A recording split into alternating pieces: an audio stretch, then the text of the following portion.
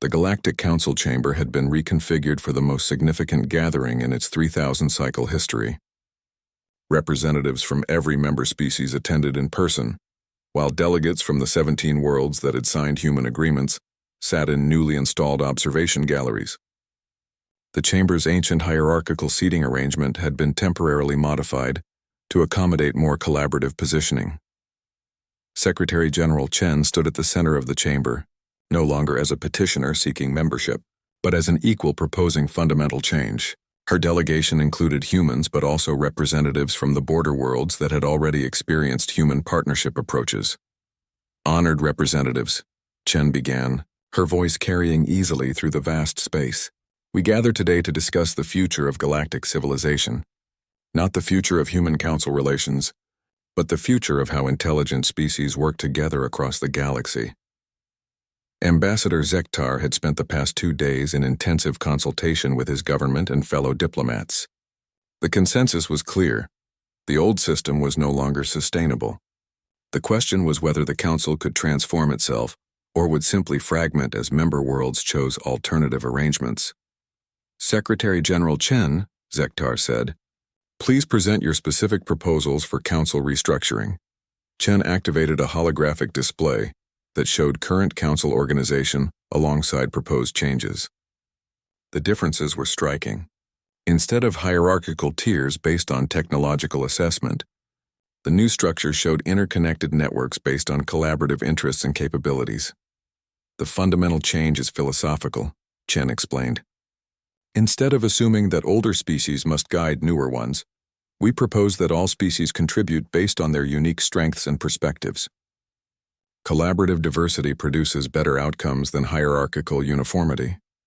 High Counselor Vexran had been unusually subdued since his fleet's return, but he stirred at this. "Human, your proposal sounds idealistic. How do you maintain order and prevent conflicts without clear authority structures?" "Through shared interests and mutual benefit," Chen replied. "When species genuinely benefit from cooperation, they have strong incentives to maintain peaceful relationships. Conflict usually arises when cooperation is imposed rather than chosen." Dr. Melenchi spoke from the scientific section. "Secretary General, can you provide specific examples of how this collaborative approach would handle practical problems?" "Certainly," Chen replied, changing the holographic display to show detailed case studies. Take the raider problem in the outer sectors. The current approach uses Kryn military forces to patrol threatened areas and respond to attacks. It's effective but expensive and reactive. The display showed current patrol, patterns and response times.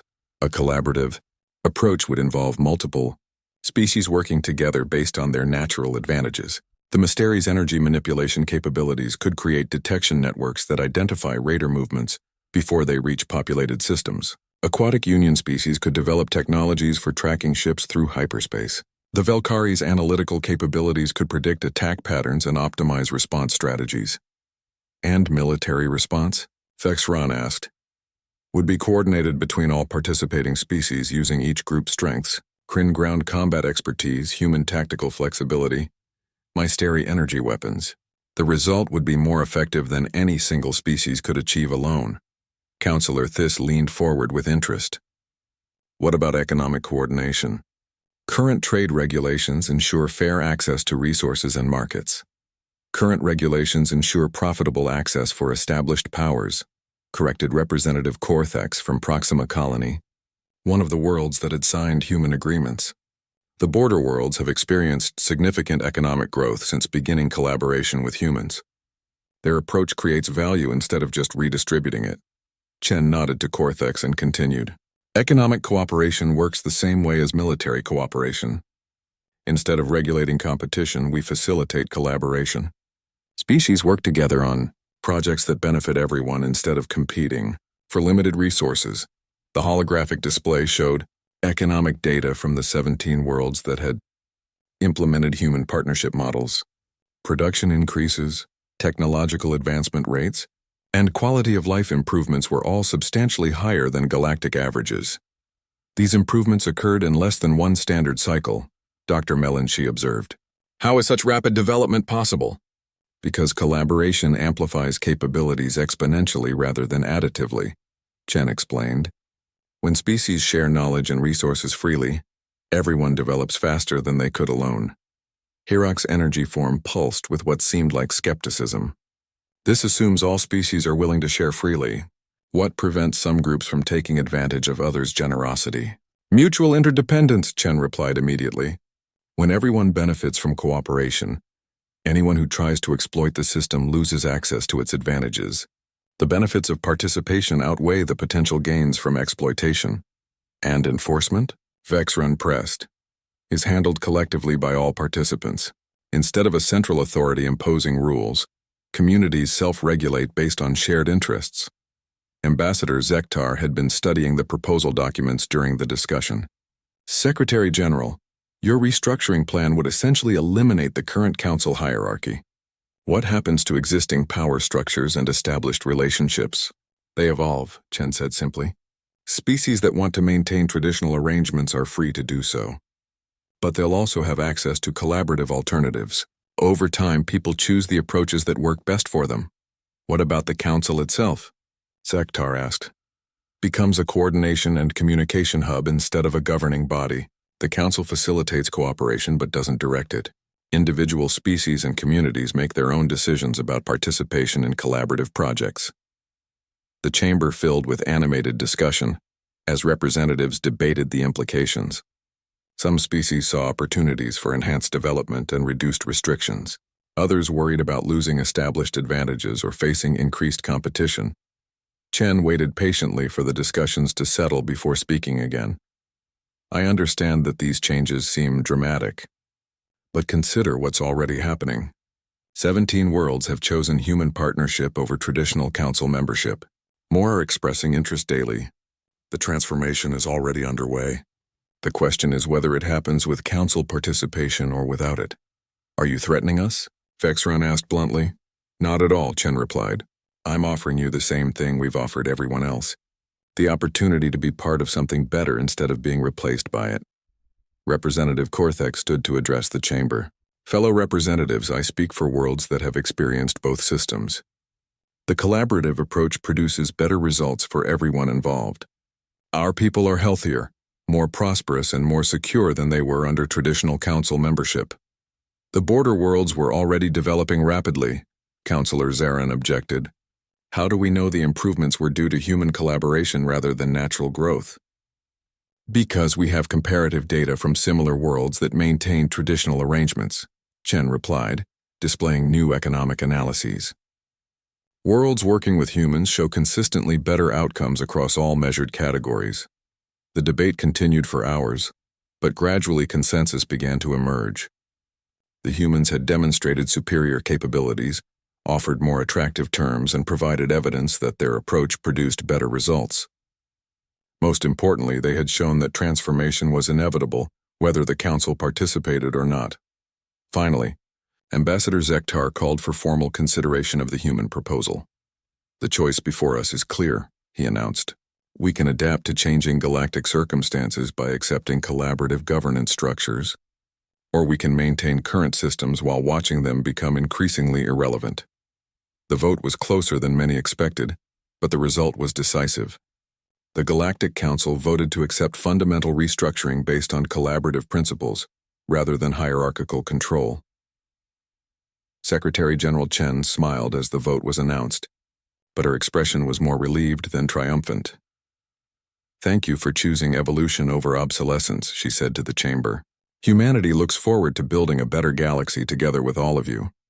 As representatives began discussing implementation details and transition schedules, Ambassador Zektar realized that the humans had achieved something unprecedented in galactic history. They had fundamentally transformed the nature of interspecies relations without conquest, coercion, or conflict. They had simply demonstrated that cooperation was more powerful than control, and then given everyone the choice to discover that truth for themselves, the galaxy would never be the same. And for the first time in millennia, that change represented genuine progress rather than just another shift in who held power over whom. Humanity had proven they were apex predators, not because they could dominate other species, but because they could convince other species to choose collaboration over competition. News of the Kryn fleet's withdrawal spread across galactic communication networks faster than the warships themselves could return to Council space. Within hours, every major civilization knew that humanity had somehow forced the galaxy's most feared military power to retreat without firing a shot. Ambassador Zektar stood before the emergency council session, his crystalline features reflecting the chaotic light patterns of dozens of simultaneous communications. Representatives from across the galaxy were demanding explanations, reassurances, and in some cases, immediate meetings with human representatives. "The situation is clear," Zektar announced to the assembled council members. "The humans have demonstrated military capabilities that exceed our assessment by several orders of magnitude. They've also shown that they can outmaneuver our best tactical minds while maintaining perfect legal standing." High Counselor Vexaran had been conspicuously silent since his admiral's return. The Kryn Empire's military reputation had been built on 3 millennia of successful intimidation and conquest. Having their most powerful fleet forced to retreat by disguised civilian vessels was a humiliation that would resonate throughout Kryn culture for generations.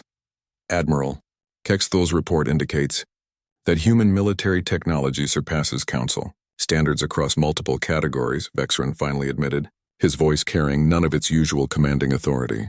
"Their ships are faster, their weapons more efficient, their tactics more sophisticated.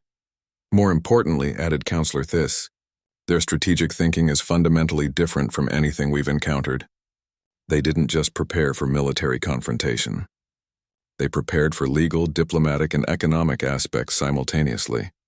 Dr. Melanchi had been analyzing reports from the border worlds where human traders continued their activities. The implications extend far beyond military capabilities. 17 worlds have now signed preliminary trade agreements with humans.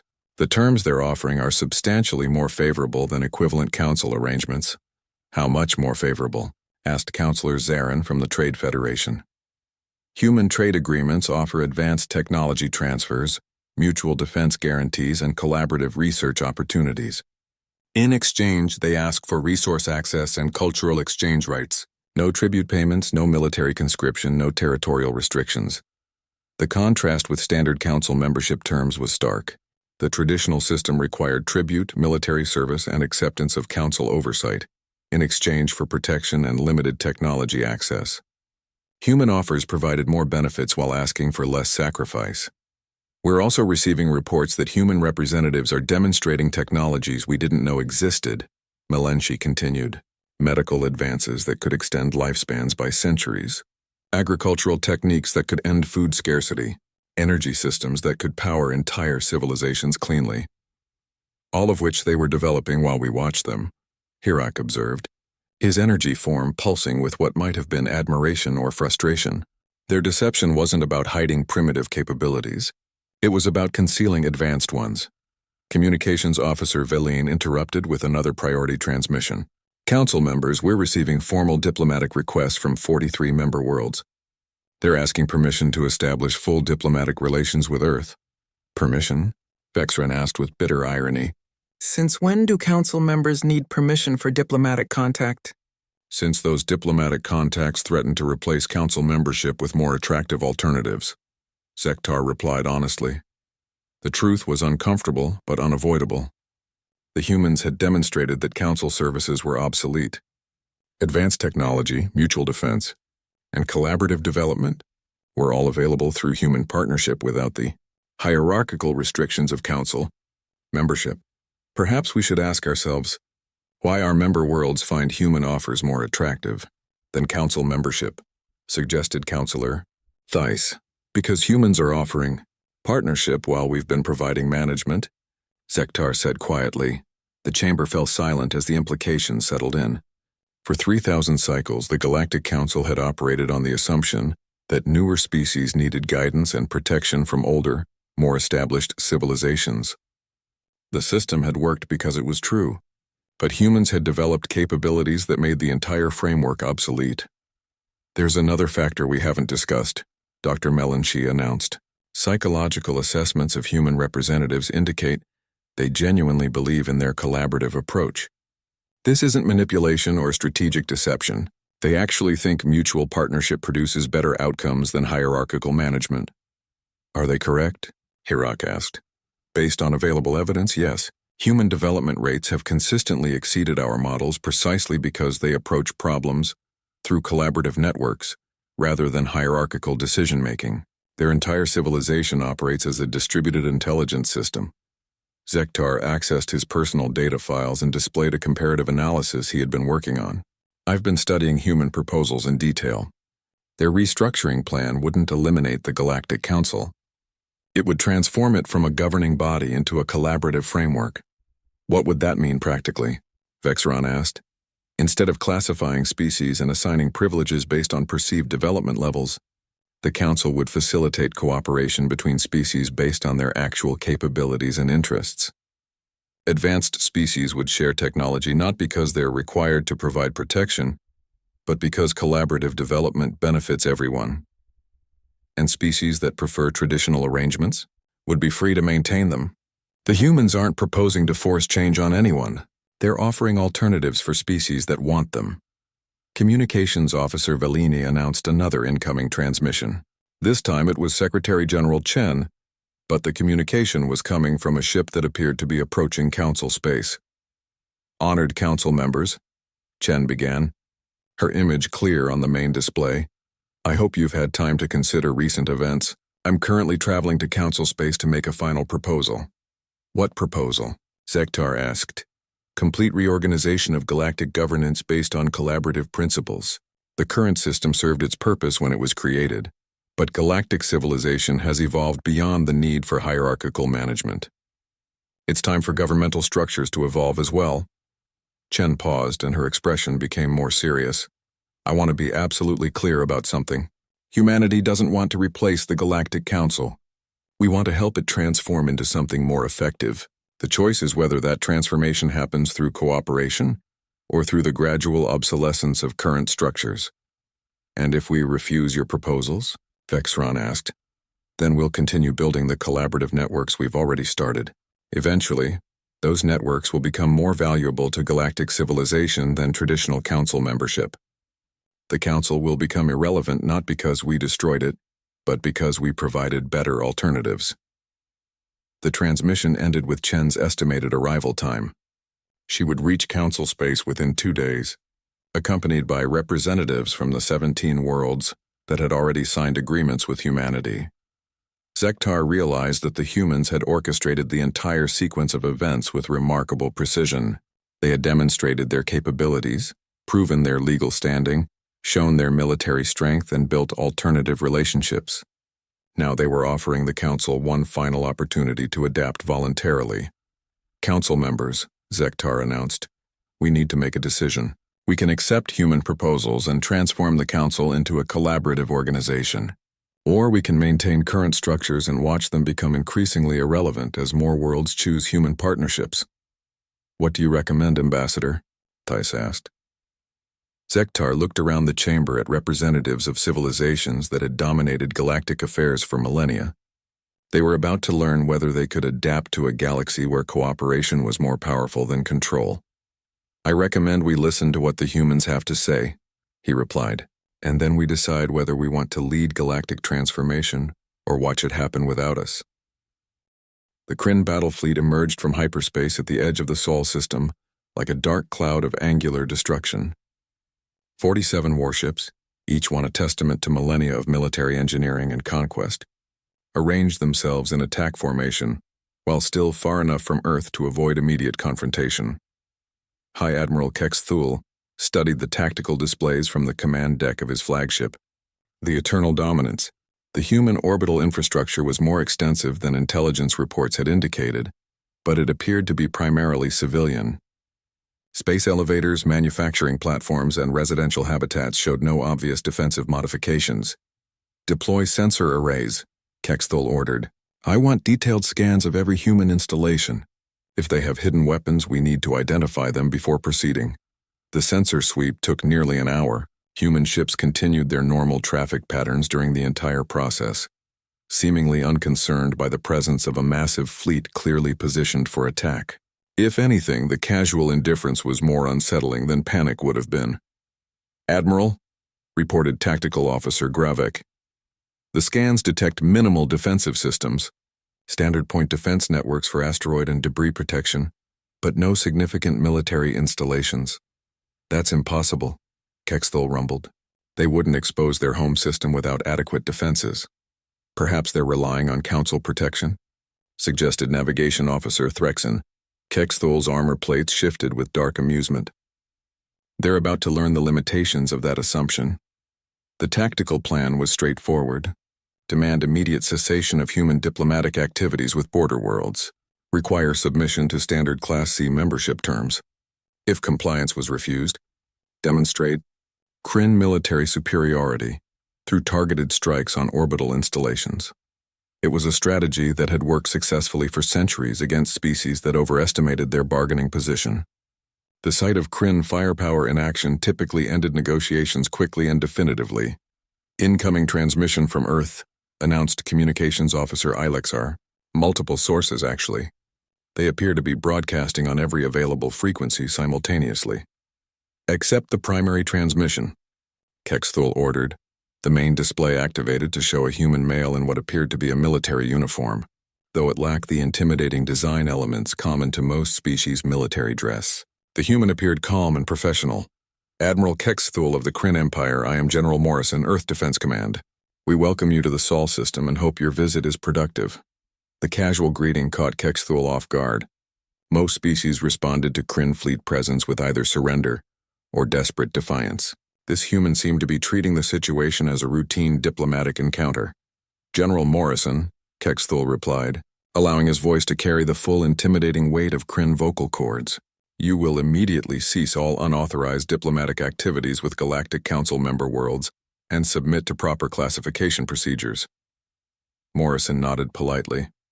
I understand your concerns, Admiral. However, our diplomatic activities have been entirely within established galactic law. We're not violating any existing treaties or agreements. Your activities threaten galactic stability, Kexthul declared. Submit to Council authority or face the consequences. What consequences would those be, Admiral? The question was asked so mildly that it took Kexthul a moment to process the implications. The human was asking him to specify his threats explicitly. Kryn military forces will take whatever action is necessary to maintain galactic order. Morrison's expression remained unchanged. I see. Admiral, are you declaring military action against civilian targets in violation of the Galactic Peace Accords? The legal reference stopped Kexthul cold. The peace accords, established 2 millennia ago, specifically prohibited military attacks on civilian installations unless formal war had been declared. No such declaration had been issued, and the Council had no legal justification for treating human trade activities as acts of war. The Kryn Empire acts with full Council authority, Kexthul stated, though he was beginning to realize the humans had maneuvered them into a problematic legal position. Understood, Admiral. We'll be sure to include that in our reports to the Galactic Justice Council when we file our formal complaint about military threats against civilian installations. Morrison paused, and for the first time his expression showed something other than polite professionalism. It was the hint of a smile. Admiral, we're going to continue our normal activities. If you choose to take military action against civilian targets, we'll respond appropriately to protect our people and property. Your choice. The transmission ended, leaving Kexthul staring at a blank screen while his tactical officers waited for orders. The humans had effectively called his bluff. They were forcing him to either commit war crimes or retreat without achieving his objectives. Admiral, Tactical Officer Gravek reported, we're detecting increased activity around the human orbital installations. Ships are moving to new positions. Defensive positioning? Kexthul asked, difficult to determine. The movements appear random, but there's definitely coordinated activity occurring.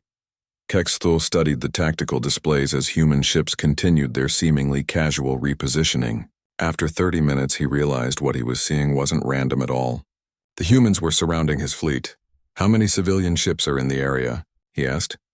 Approximately 300, Gravik replied after consulting his sensors. Various sizes, mostly cargo and passenger vessels. Activate combat sensors. Full spectrum analysis of every human ship. The detailed scans revealed the trap. What appeared to be civilian vessels were equipped with energy systems that exceeded Kryn military specifications. Each ship showed signs of advanced shielding, sophisticated sensor arrays, and weapon systems disguised as industrial equipment. "Admiral," Gravik reported with barely concealed alarm, "these aren't civilian ships. They're military vessels disguised as commercial traffic.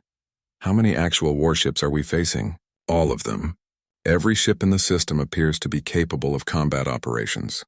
And, Admiral, their combined firepower exceeds our capabilities." Quetzalcoatl felt a chill that had nothing to do with ship temperature controls. The humans had allowed him to position his fleet exactly where they wanted it, surrounded by seemingly harmless civilian traffic that was actually a massive military force. "Sir," Communications Officer Elexar interrupted, "we're receiving another transmission from the humans. This time, Secretary General Chen appeared on the display. She was speaking from what was clearly a military command center, though she wore civilian clothing. "Admiral Quetzalcoatl, I hope you've had time to assess your situation. I want to be very clear about something. We don't want conflict with the Kryn Empire or any council member species, but we won't tolerate military threats against our people or our allies."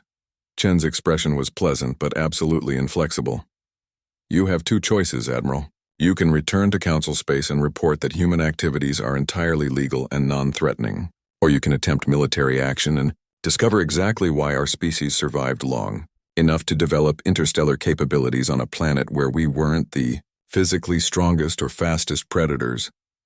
The implications of that statement hit Quetzalcoatl like a physical blow. The humans weren't claiming to be warriors in the traditional sense.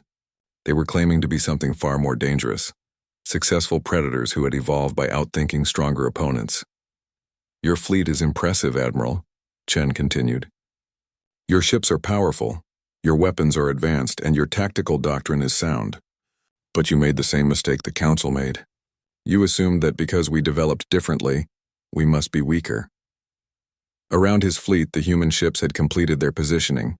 Quetzalcoatl realized that his 47 warships were effectively trapped in a formation that would allow the humans to concentrate fire on small groups while preventing effective retaliation. "We don't want to fight you," Chen said. "But if you force us to, you'll discover that humans are very good at winning fights against opponents who underestimate us. It's how we survived long enough to reach the stars." Quetzalcoatl understood that he was facing a choice between retreat and catastrophe. The humans had demonstrated that they could outmaneuver Kryn tactics, outgun Kryn weapons, and outthink Kryn strategy. Most importantly, they had shown they could do all of this while maintaining perfect legal standing and diplomatic courtesy. "Signal the fleet," Quetzalcoatl ordered quietly. "We're withdrawing to the jump point." As the Kryn battle fleet began its retreat, Quetzalcoatl realized that the balance of galactic power had shifted permanently. The humans hadn't just defeated a military threat. They had demonstrated that the old assumptions about strength and weakness no longer applied. The galaxy was about to learn what apex predators looked like when they evolved intelligence instead of claws. High Counselor Vexran's patience had reached its limit. 3 weeks had passed since the inspection fleet returned with their disturbing reports about human capabilities, and the Council had been deadlocked in debate ever since. The Kryn Empire's representative stood at his full imposing height, his battle-scarred armor gleaming under the chamber lights as he addressed the assembly. "Enough discussion," Vexran declared, his voice carrying the authority of a species that had dominated galactic military affairs for millennia. "These humans have demonstrated contempt for established order. They concealed their true capabilities, manipulated our observation networks, and now demand restructuring of systems that have maintained galactic stability for 3,000 cycles. They haven't demonstrated contempt," Ambassador Zektar interjected from his position at the diplomatic podium. "They've demonstrated that our assessment methods are inadequate for dealing with unconventional development patterns." Vexran's armor plates shifted in a display of controlled aggression. "Unconventional development? They deliberately deceived us, Ambassador. That's not innovation. It's deception with strategic intent." The debate had been ongoing since the inspection reports were filed. Some council members, led by Zektar and the scientific community, argued for accepting human proposals and restructuring the classification system. Others, primarily military representatives and established power brokers, viewed human actions as a direct challenge to galactic order. "Perhaps we should examine what would happen if we reject their proposals," suggested Councillor Thiss. her aquatic environment suit bubbling softly as she spoke. The humans have made it clear they'll continue developing with or without council approval. Let them, Vexaran rumbled. Their system is isolated. Their nearest neighbors are council members who understand the benefits of our protection. The humans can develop all they want in isolation. That's when the first reports started coming in. Communications Officer Valine spoke urgently from her station at the chamber's edge.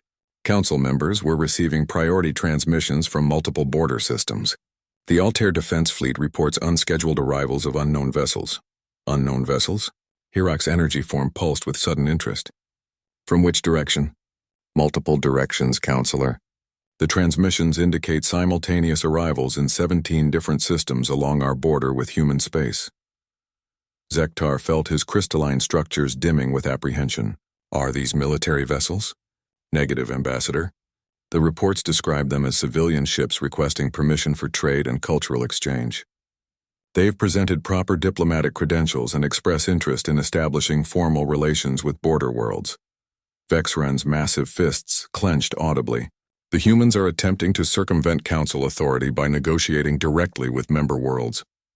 More reports flooded in over the following hours. Human ships had appeared at planets throughout the border regions, offering advanced technology, favorable trade agreements, and cultural exchanges. The ships were clearly civilian, but their capabilities exceeded anything the Council had imagined possible. The Centauri Mining Consortium reports that human traders are offering quantum processing systems in exchange for rare mineral rights. Valine continued reading incoming communications. The Vegan Agricultural Collective says humans have presented crop enhancement technologies that could double their food production. And the Procyon Defense League? Vexran asked grimly. They report that humans have offered to share defensive technologies that would make their system immune to raider attacks. The implications were staggering. For centuries, the Galactic Council had maintained authority by controlling access to advanced technology and protection services. If humans could provide superior alternatives directly to member worlds, the entire foundation of council power would be undermined. This is economic warfare, declared Councillor Zarin from the Trade Federation. They're using advanced technology to destabilize our established commercial relationships. Zektar studied the incoming reports with growing understanding. Or they're demonstrating exactly what they propose to us, partnership between equals rather than hierarchical dependency. The reports indicate that human representatives are not demanding tribute or military service. Dr. Melanchi observed. They're offering mutually beneficial exchanges. That's significantly different from our membership requirements. Hirok's energy form flickered with agitation. Whether beneficial or not, they're undermining galactic governmental structure. If individual worlds can access advanced technology without council mediation, what purpose does the council serve? Perhaps that's the question we should be asking ourselves, Zektar suggested quietly. Vexran's armor plates ground together ominously. The Kryn Empire proposes immediate military response. These humans are challenging established galactic order. Such challenges must be met with appropriate force. Military response against civilian traders offering beneficial exchanges to willing partners? Thijs asked incredulously. How would that appear to our member worlds? It would appear decisive, Vexran replied. It would demonstrate that the Council maintains authority over galactic affairs. The chamber fell silent as Council members contemplated the implications of military action against human civilians.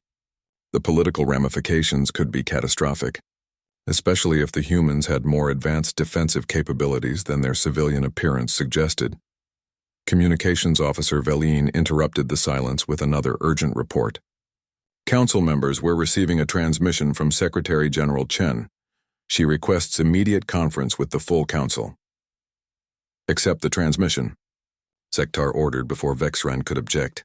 Chen's image appeared on the main display, her expression serious but not hostile. She appeared to be speaking from a conference room that could have been on Earth or aboard one of their ships. Honored council members, I understand there may be some confusion about our recent diplomatic initiatives with border worlds. I wanted to clarify our intentions and offer reassurance about our goals. Vexran stepped forward aggressively. Your intentions are clear, human. You're attempting to undermine council authority through economic manipulation. Chen's expression didn't change, but something in her eyes suggested she had been expecting exactly this response. Hi, Counselor Vexeron. We're simply offering our neighbors the same thing we offered the Council. Partnership based on mutual benefit rather than hierarchical obligation. Those worlds are Council members, Vexeron declared. They have existing obligations, which we're not asking them to abandon, Chen replied calmly.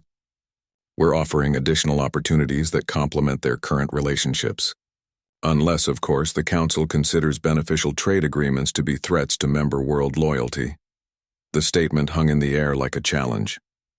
Chen was forcing the Council to either acknowledge that their membership system was based on dependency, rather than genuine mutual benefit, or admit that human alternatives were superior to Council offerings.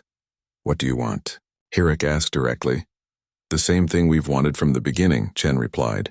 Recognition as equals in galactic affairs, with rights and responsibilities appropriate to our actual capabilities, rather than your initial assumptions about our development level. And if we refuse? Vexeron demanded. Chen's smile returned, and once again Zektar was reminded of a predator's patience. Then we'll continue building relationships with individual worlds that are interested in genuine partnership. Eventually, those relationships will become more valuable to them than Council membership. You're threatening to destroy the Galactic Council, Vexeron accused. Not at all, Chen replied. We're offering to help it evolve. The choice of whether that evolution is collaborative or competitive is entirely yours. The transmission ended, leaving the Council members to contemplate a situation that had no precedent in galactic history. The humans had positioned themselves perfectly. They couldn't be accused of aggression because they were offering beneficial exchanges. They couldn't be dismissed as primitives because they were demonstrating advanced capabilities. And they couldn't be ignored because they were systematically providing alternatives to Council services.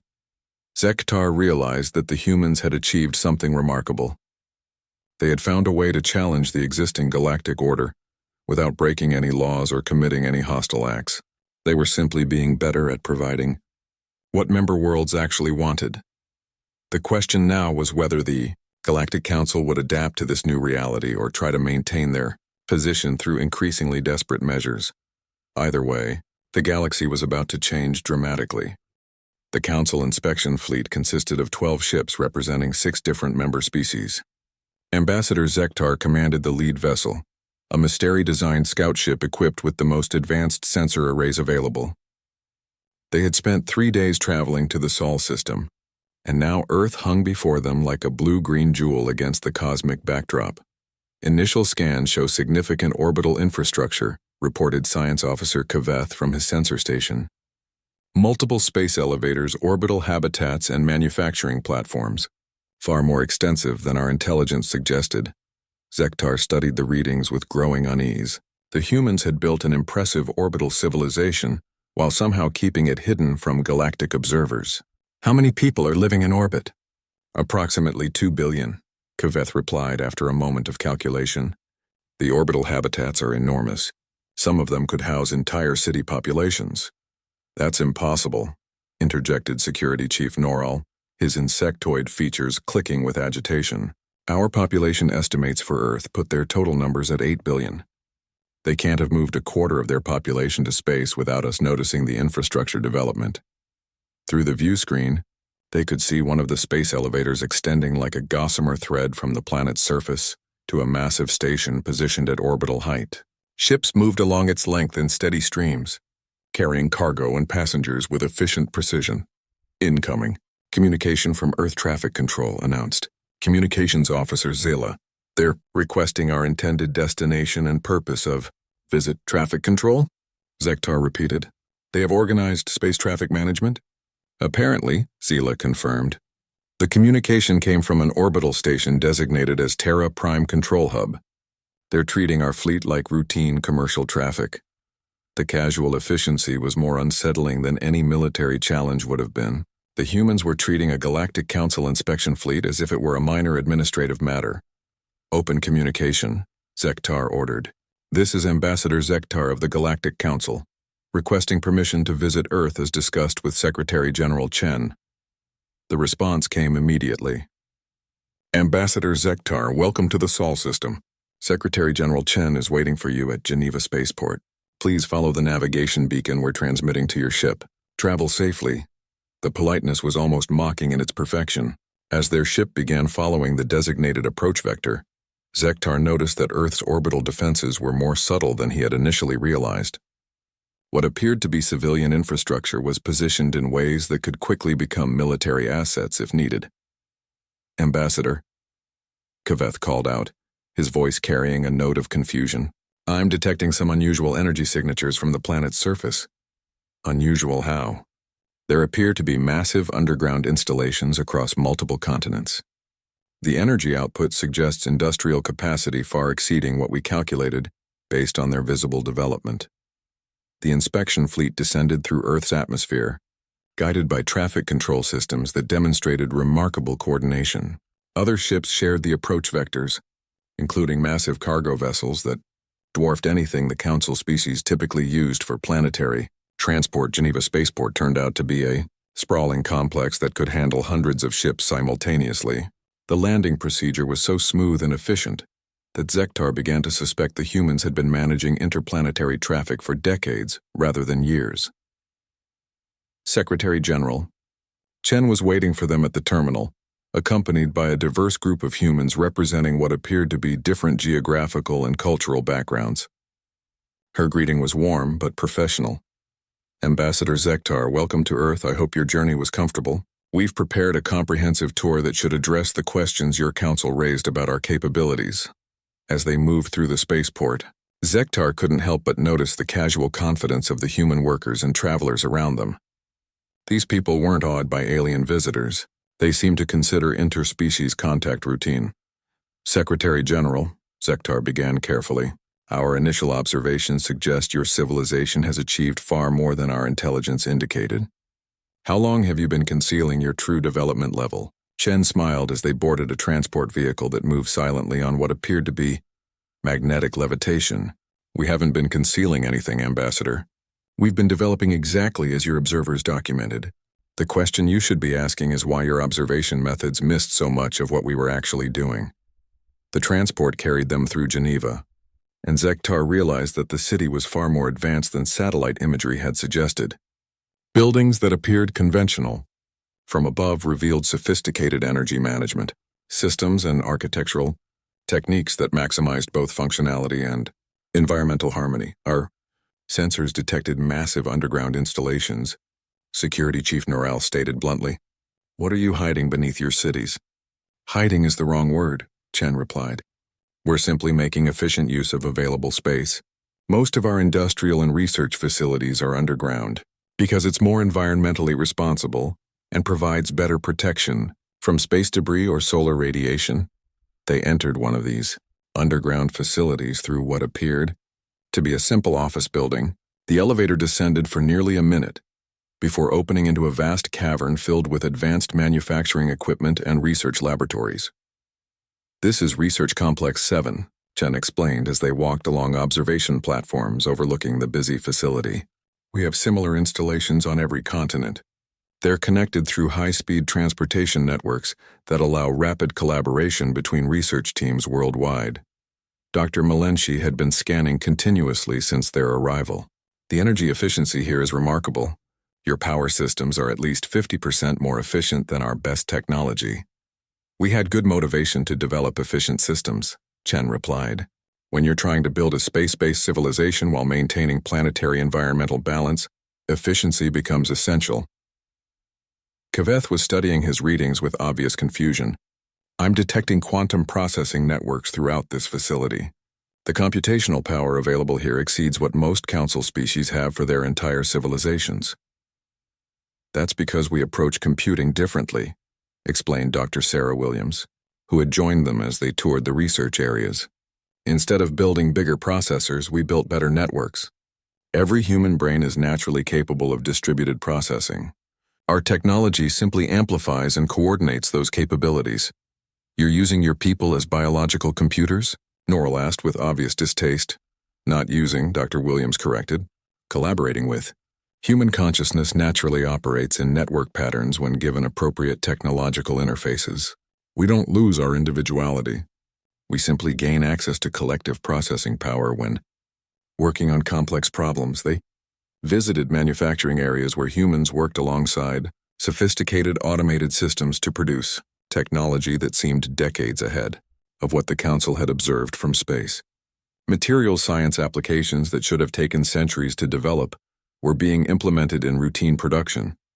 How long have you been developing these capabilities? Zektar asked. The underground infrastructure began construction 40 years ago, Chen replied. The biological enhancement program started around the same time.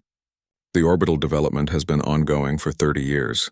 We've been planning for galactic contact since we first detected your observation networks. You knew we were watching you. Of course. Your surveillance methods are sophisticated but not invisible. We detected the observation posts, monitored the data collection patterns, and eventually figured out what information you were gathering and what you were missing. The tour continued through transportation hubs that connected continents through underground hyperloop networks, agricultural centers that produced food for both planetary and orbital populations, and defensive installations that looked more like research facilities until you understood their true capabilities. Ambassador, Chen said as they returned to the surface as the day concluded, I want to be clear about something. We're not trying to intimidate the Galactic Council. We're trying to demonstrate that your current classification system doesn't account for species that develop differently than expected. What do you want from the Council? Zektar asked directly. Partnership, Chen replied immediately. Real partnership between equals, not the patron-client relationship your current system creates. We believe the galaxy would benefit from more collaborative approaches to common challenges. And if the Council refuses to restructure, Chen's expression remained pleasant. But Zektar caught something in her eyes that reminded him again of a predator's. Patience, then we'll continue, developing on our own and make individual agreements with species that are interested in genuine cooperation. The choice is yours, Ambassador. As their transport prepared to return them to their ships, Zektar realized that the humans had achieved something unprecedented in galactic history. They had developed. The emergency session convened 6 hours after the human delegation had departed. Council members from across the galaxy participated through quantum communication links, their holographic forms flickering slightly in the dim chamber lighting. The usual ceremonial protocols had been abandoned in favor of urgent discussion. The security breach analysis is complete, reported Chief Technical Advisor Quintal, her tentacles nervously manipulating multiple data interfaces simultaneously. The humans didn't hack our systems in any conventional sense. They bypassed them entirely using quantum entanglement principles we don't fully understand. High Counselor Vexran's massive frame dominated his section of the chamber, even in holographic form. Explain how a primitive species achieved quantum computing capabilities that exceed our own.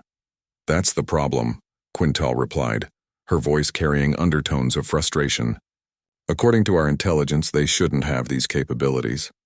Their public technological development follows expected patterns for a species that achieved FTL travel only recently, yet somehow they've mastered quantum manipulation techniques that our best scientists consider theoretical. Ambassador Zektar had been unusually quiet since the human departure. The crystalline structures on his head had been dulled to a pale blue, indicating deep contemplation or stress. Perhaps our intelligence was incomplete. Our intelligence was thorough, interjected Counselor Hirak of the Mysteri. His energy-based form pulsed with agitation. We monitored their electromagnetic communications for 50 of their years. We observed their space program development, their conflicts, their technological progression. Everything indicated a standard emerging civilization. The chamber's main display activated, showing a detailed timeline of human observation. Radio signals, television broadcasts, early satellite launches, and the gradual development of digital technology were all documented with typical Council thoroughness. Look at this progression, Hirak continued, his form brightening as he emphasized his points. Chemical rockets to fusion drives to primitive FTL in less than a century. Completely normal. Their computer technology followed predictable advancement curves. Their material science, energy production, even their social development patterns all matched our models for emerging species. Then how do we explain today's demonstration? Asked Counselor Thys of the Aquatic Union, her water-breathing apparatus bubbling softly as she spoke. Zektar finally looked up from his contemplation. What if we weren't watching their real development? What if everything we observed was intentionally displayed for our benefit? The suggestion sent ripples of unease through the assembled counselors. The idea that a species could deliberately deceive galactic observation networks for decades was unprecedented. That would require knowing about our surveillance capabilities. Before achieving interstellar travel, Vexron rumbled, how could they know about us if we were watching them? Dr. Melanchi, the Council's chief xenobiologist, had been analyzing biological data during the discussion. Her insectoid form clicked nervously as she accessed her findings. I've been reviewing the physiological scans we took of the human delegation. There are some unusual readings. Unusual how? Zektar asked. Their neural activity patterns are unlike anything in our databases. Most species show predictable brainwave signatures based on evolutionary background. Hive minds like mine show collective resonance patterns. Individual consciousnesses like yours show standard electrical activity. But humans show something else entirely. She activated a holographic display showing brainwave patterns from various species. The human readings stood out immediately, showing complex, interconnected patterns that seem to shift and adapt in real time. It's almost as if each individual human brain is operating like a distributed processing node in a larger network, Melanchi continued. But there's no external technology facilitating this connection. It appears to be biological. Are you suggesting they're naturally telepathic? Hirak asked, his energy form flickering with interest. Not telepathic in the traditional sense. More like collaborative processors. Each human brain seems capable of handling multiple complex tasks simultaneously while maintaining awareness of broader strategic objectives. It would explain how they could maintain such an elaborate deception while genuinely developing along the timeline we observed. Vexran's armor plates shifted ominously. You're saying they could have been playing multiple games simultaneously, showing us primitive development while secretly advancing their real capabilities. It would also explain their confidence today, Zektar added. They weren't nervous because they knew exactly how this meeting would proceed. They've probably been planning this interaction for decades. The implications were staggering. If the humans had been deliberately manipulating galactic perception of their capabilities, it suggested a level of strategic thinking that surpassed most established civilizations. It also meant that their true technological and military capabilities were completely unknown. We need to recall our assessment teams, Theiss declared. If their public development was theater, we need to understand what they were actually building. I've already dispatched observation ships to human territory, Vexran announced. They should provide real intelligence within days. Councillor Zarin, representing the Trade Federation, had been quietly calculating economic implications. Has anyone considered what this means for galactic commerce? If humans have been concealing advanced technology, they could destabilize multiple markets overnight. That assumes they want to destabilize anything, Zektar mused. Their proposal today wasn't chaotic or destructive. They suggested restructuring council membership based on updated criteria. That sounds like they want to improve the system, not destroy it. Improve it according to their definition, Hirak countered, which would presumably place them in a much higher classification than we originally assigned. Dr. Melanchi had continued analyzing data while the discussion proceeded. There's something else. The biological readings from their delegation suggest extensive genetic optimization, not crude manipulation, but sophisticated enhancement that maintains natural variation while improving capabilities. Enhanced how? Vexran demanded. Improved processing speed, enhanced memory formation, increased stress resistance, optimized immune responses. It's subtle enough that it could be natural evolution, but the uniformity across all 5 delegation members suggests deliberate modification. How long would such modifications take to implement across a population? Zektar asked. Generations if done properly. If they started 50 years ago, their current adult population could be the first generation to reach full optimization. The chamber fell silent as the implications settled in. The humans hadn't just been hiding technological capabilities. They had been systematically improving themselves while maintaining the appearance of natural development. Council members, came a new voice from the chamber's communication system. We have an incoming priority transmission from the human delegation. The main display activated, showing Secretary General Chen's calm face. She appeared to be speaking from a conference room aboard their ship. Honored counselors, I hope you've had time to consider our proposal. We understand this represents a significant departure from traditional procedures, but we believe the galaxy is ready for more collaborative governance structures. She paused, and her expression became slightly more serious. We also understand that you may be concerned about our capabilities and intentions. To address these concerns, we'd like to invite council representatives to visit Earth and see our actual development for themselves. We believe transparency will serve everyone's interest better than continued speculation. Chen's image smiled again, and somehow the expression was even more unsettling than before. We'll be waiting for your response. Take all the time you need. We're very patient. The transmission ended, leaving the council members staring at a blank screen. The invitation was clearly a challenge disguised as courtesy. The humans were confident enough in their position to reveal their true capabilities to galactic representatives. Zektar realized that everything had changed. The balance of power that had maintained galactic stability for millennia was suddenly uncertain. And the humans knew exactly what they were doing. Ambassador Zektar adjusted his crystalline breathing apparatus as he reviewed the files one final time. The human delegation would arrive within the hour, and the Galactic Council had already made their decision.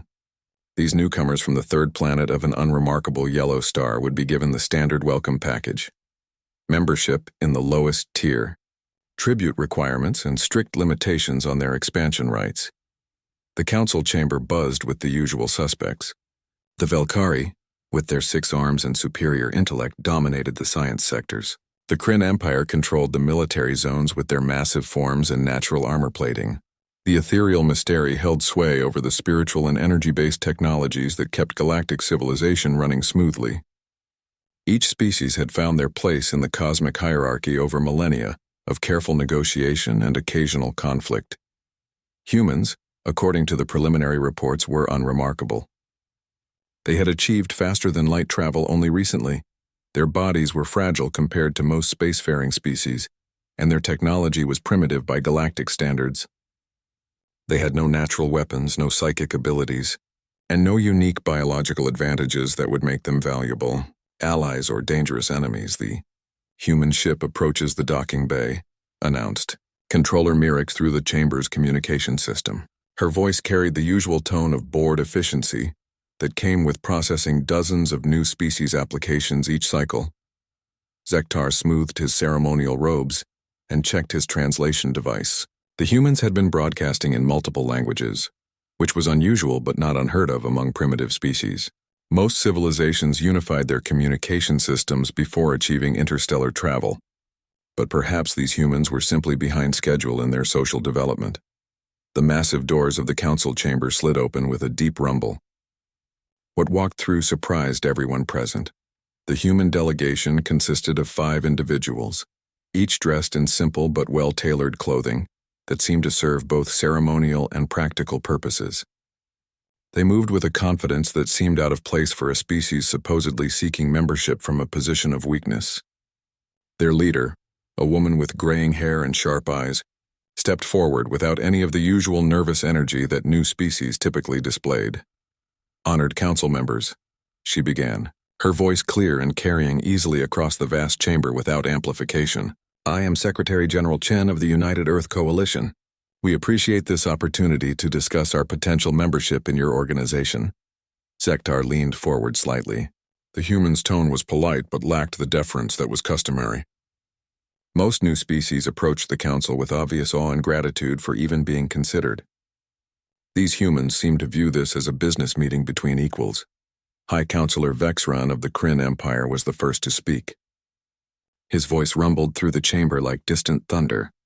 Human delegation, we have reviewed your species' capabilities and achievements. While your rapid development of FTL technology shows promise, your overall advancement level places you in the Class C membership category. Secretary General Chen nodded politely. We'd like to hear the details of what that classification entails. Zektar consulted his datapad and began reading the standard terms. Class C membership provides access to basic trade routes, limited colonization rights to 3 systems within designated zones, and protection under Galactic Council law. In exchange, your species will contribute 15% of your gross planetary product and resources, or equivalent value, accept council oversight of your expansion activities, and provide military support when requested by higher-tier members. The human delegation exchanged glances. It was a brief moment, but something in their expressions made Zektar suddenly uncomfortable. He had seen that look before but couldn't quite place where. 15% tribute, limited expansion, and military conscription on demand, Chen repeated slowly. These terms seem quite restrictive for a membership that offers relatively little in return. High Counselor Vexran's armor plates shifted slightly, a sign of irritation among his species. These terms are standard for species at your development level. Many civilizations have prospered under such arrangements. I'm sure they have, Chen replied with a smile that didn't reach her eyes. However, we'd like to propose alternative terms. The chamber fell silent. In the 3,000 cycles since the Galactic Council had been established, no new species had ever attempted to negotiate their initial membership terms. The classification system was based on careful analysis of technological, military, and economic capabilities. It wasn't a matter for debate. Counselor Mirik spoke with barely concealed amusement. Alternative terms? Perhaps you misunderstand your position. Your species has no leverage with which to negotiate. Chen's smile widened slightly.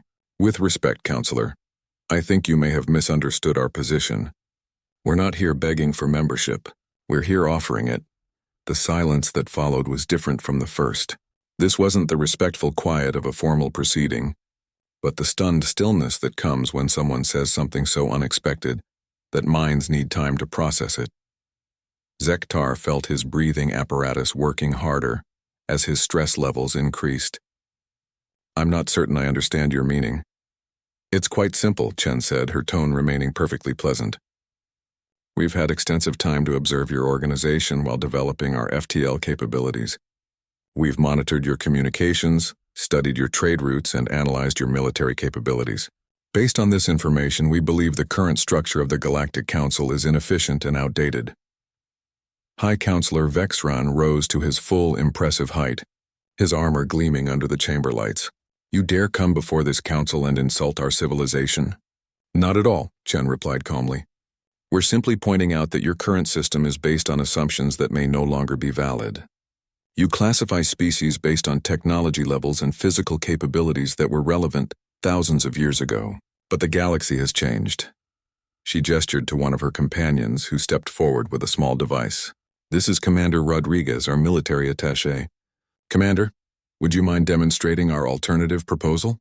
Rodriguez activated the device. Suddenly, every screen, communicator, and computer system in the council chamber displayed the same message. Earth Coalition, redefining galactic politics. The technical implications hit the assembled counselors immediately. The council chamber was protected by the most advanced security systems in known space. The fact that the humans had casually bypassed all of them suggested technological capabilities far beyond what their initial assessment had indicated. Zektar's mind raced as he tried to understand what was happening.